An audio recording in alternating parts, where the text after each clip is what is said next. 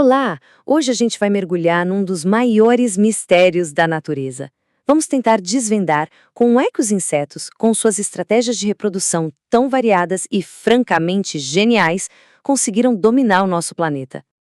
É uma pergunta que a gente talvez não se faça todo dia. Mas pensem bem, por que existem tantos insetos? Eles estão em todo lugar, não é? Em praticamente todos os cantos da Terra. E é essa a grande questão que vai nos guiar hoje. Pois é, a resposta é bem direta, mas ao mesmo tempo super complexa. Não foi sorte, não. Foi pura maestria evolutiva. É tudo sobre a arte de se multiplicar. E nós vamos ver exatamente como eles conseguiram isso. Então, vamos lá. Vamos abrir essa caixa de segredos. O sucesso gigantesco dos insetos está totalmente ligado à sua capacidade de reprodução. E não é só de um jeito, não. Eles usam de tudo, desde métodos sexuais até assexuais. Ok, vamos começar pelo mais conhecido, né? A reprodução sexuada. Esse é o nosso ponto de partida. É o modelo básico que junta machos e fêmeas num processo que, olha, é muito mais sofisticado do que parece. E como é que isso acontece na prática? Bom, podemos dividir em 3 etapas principais. Primeiro, claro, a atração e o cortejo para encontrar o parceiro ideal. Depois vem a cópula em si. E por último, tem uma etapa genial que dá um poder incrível para a fêmea. E a criatividade aqui é absurda. Cada um tem sua linguagem para paquerar. As mariposas, por exemplo, usam feromônios, que são tipo perfumes químicos para se acharem no escuro. Os vagalumes piscam luzes. E os grilos, bom, os grilos cantam, né? Aquele som característico é o macho tentando atrair uma parceira. Certo, o casal se encontrou. E agora? A transferência de esperma pode acontecer de 2 formas.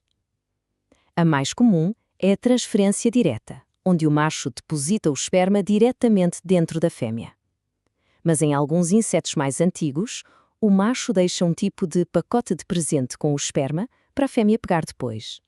E aqui a gente chega num dos verdadeiros superpoderes do mundo dos insetos, a espermoteca. Pensem nela como um banco de esperma biológico. A fêmea pode acasalar uma única vez e depois guardar o esperma. Ela usa para fertilizar os ovos semanas, meses ou até anos depois, só quando o momento for perfeito. Isso dá a ela um controle sobre a reprodução que é simplesmente extraordinário. Mas e se desse para fazer tudo isso de outro jeito? Agora a história dá uma virada. Vamos entrar num mundo onde ter um parceiro se torna opcional. A natureza é cheia de desafios, não é? Às vezes as distâncias são enormes, tem predador por todo o lado, a vida é curta. Encontrar um parceiro pode ser bem difícil. Então, como a evolução resolveu esse problema? A solução tem um nome: partenogênese. É o famoso nascimento virgem. Basicamente, as fêmeas se clonam. E o pulo do gato aqui é a velocidade. Imagina um pulgão que acha uma planta novinha e cheia de seiva. Em vez de esperar um macho aparecer, ele começa a gerar um exército de clones e domina aquele recurso rapidinho. E a coisa não para por aí. Alguns insetos nem sequer põem ovos. Na ovoviviparidade, os ovos chocam dentro da mãe e as larvas já nascem prontas. Mas na viviparidade, que é o caso da mosca de 7C, é ainda mais impressionante. O embrião se alimenta diretamente da mãe, um cuidado que lembra muito dos mamíferos. E agora vamos para um cenário onde o indivíduo não é a coisa mais importante, e sim o grupo. Nos insetos sociais, a reprodução é uma tarefa super especializada, quase como se fosse terceirizada para o bem de toda a colónia. Essa divisão de trabalho é claríssima. A gente tem a rainha, que é basicamente uma máquina de pôr ovos, os machos, que vivem com um único propósito, fecundar a rainha, e as operárias, que são fêmeas estéreis, que fazem todo o resto. É a eficiência levada ao extremo, só que a nível de colónia, de um superorganismo. Para fechar, vamos entrar no território da competição mais selvagem que existe. Quando um objetivo é garantir que seus genes passem adiante, alguns insetos levam as coisas a extremos que são realmente de cair o queixo. É uma guerra genética total. A gente vê de tudo. O canibalismo sexual do louva-a-Deus, onde o macho pode virar o lanche da fêmea. Machos que bloqueiam quimicamente a fêmea para espantar rivais. Libélulas que ficam acasalando por horas para garantir a paternidade. E claro, a estratégia da força bruta.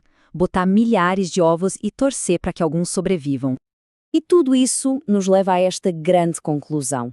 É justamente essa combinação de estratégias sexuais, assexuais, sociais e extremas que explica por que os insetos são o grupo de animais de maior sucesso no planeta. A diversidade na reprodução é a chave do seu domínio. E para terminar, fica uma pergunta para a gente pensar. O que é mais genial? O controle da fêmea com a sua espermateca, a explosão populacional da partenogênese ou a organização de uma colônia inteira que funciona como um único ser reprodutor? Fica a questão sobre qual dessas adaptações é a mais incrível de todas.